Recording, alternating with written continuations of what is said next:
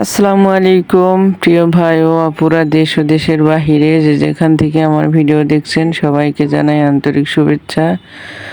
অনেক দিন পর আসলাম, ভয়েসটা দিলাম। আসলে আমার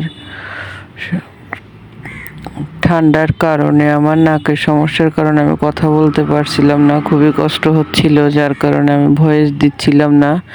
তো আলহামদুলিল্লাহ এখন মোটামুটি ভালো। আজকে ভিডিওতে দেখাবো আমি পাহাড়িয়া বেগুন ভর্তা রেসিপি, তার চিংড়ি মাছ দিয়ে রান্না।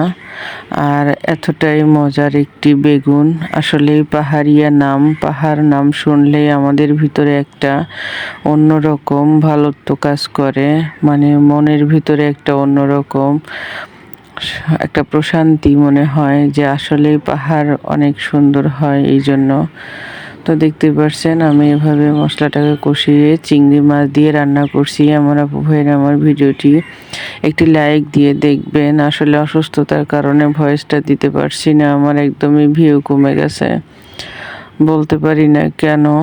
আসলে কি করব চিন্তা করছি, অনেক খারাপ লাগছে। অনেক অসুস্থতার মাঝেও ভিডিওগুলো দিয়ে যাচ্ছি। আমি মশলাটা ভালো করে কষিয়ে নিচ্ছি।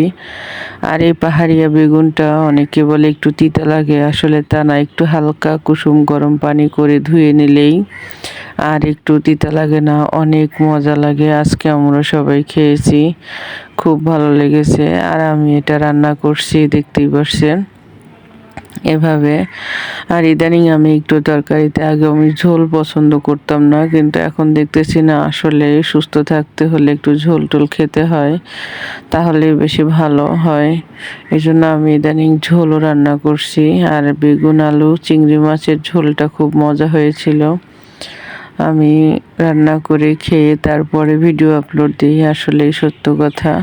আমার আপু ভাইয়েরা আমার ভিডিওর কোনো একটু অংশ যদি ভালো লেগে থাকে অবশ্যই আমার চ্যানেলটিকে সাবস্ক্রাইব করবেন, লাইক কমেন্ট করে আমার পাশে থাকবেন। আমার অনেক আপুদের ভিডিও আমি ঠিকই দেখছি, হয়তো কোনোটা আমার সামনে আসছে না নাকি আমি বুঝতে পারছি না, আমার ভিডিও সবার কাছে যাচ্ছে কিনা আমি বুঝতে পারতেছি না।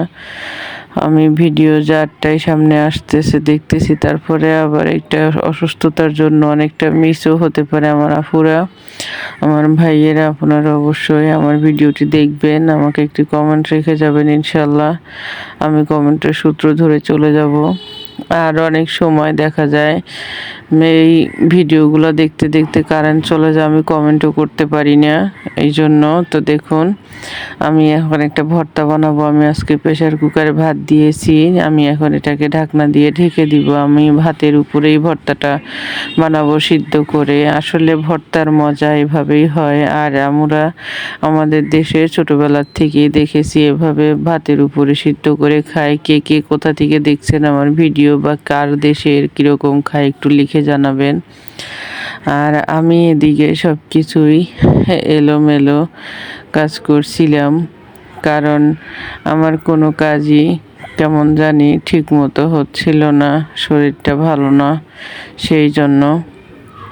আসলে তো সব কাজও করে খেতে হয়, কিছুই করার নাই। তো দেখুন এভাবে আমি তরকারিটা রান্না করে নিয়েছি। আসলে পুরো ভিডিওটা করতে পারি নাই, যে অনেক হয়ে যাচ্ছিল, দেরি হয়ে যাচ্ছিল, এই জন্য তাড়াহুড়া করে রান্না করার পরেই ভিডিওটা দিলাম।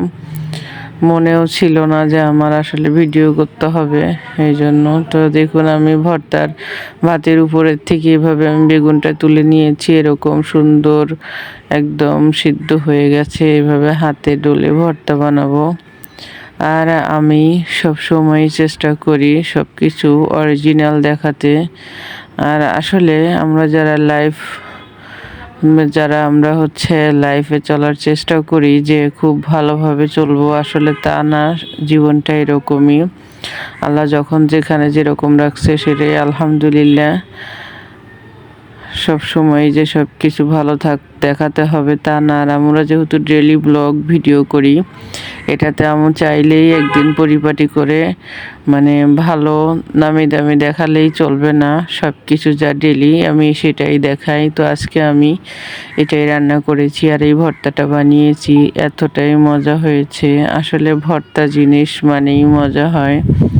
হাতে ডলে এভাবে গরম গরম ভাতের সাথে। আর আজকে বসা ভাত রান্না করেছি আমি। ভাতটা একটু নরম টাইপের হয়ে গেছে। দিয়ে দিলাম ঝাঁঝালো সরিষার তেল। আমার শাশুড়ি আমি খেয়েছি, অনেক মজা লাগছে ভর্তাটা। আর বৃষ্টির দিনে তো অবশ্যই ভর্তাটাও মজা লাগে। আমি এভাবে সব সময় হাতে অল্প করে ভর্তা বানিয়ে গরম ভাতের সাথে খেয়ে ফেলি। ভালো লাগে আসলে, দেশকে অনেক মিস করি। গ্রামের বাড়ি থাকলে তরতাজা বেগুন গাছে থেকে উঠিয়ে, আর এটা যেহেতু পাহাড়িয়া বেগুন, এটা অনেক ভালো লাগে। তো দেখুন ভাতটা একটু নরম হয়ে গিয়েছিল, আর আমি গরম গরম ভাতের সাথে খেয়ে নিয়েছি। আসলে সবাই খাচ্ছি, শুধু আমারটাই ভিডিও করেছি। পাশে আমার শ্বশুর শাশুড়িও আছে। আমাকে বলে যে তো ডেলি ডেলি ছবি ফেলাও, খালি সব কিছুরই ছবি করো, ছবি উঠাও। আমি কই হয়, আমি অবশ্য তাদেরকে সাথে নিয়ে সব সময় খাই। একসাথে খাওয়ার মজাটাই আলাদা।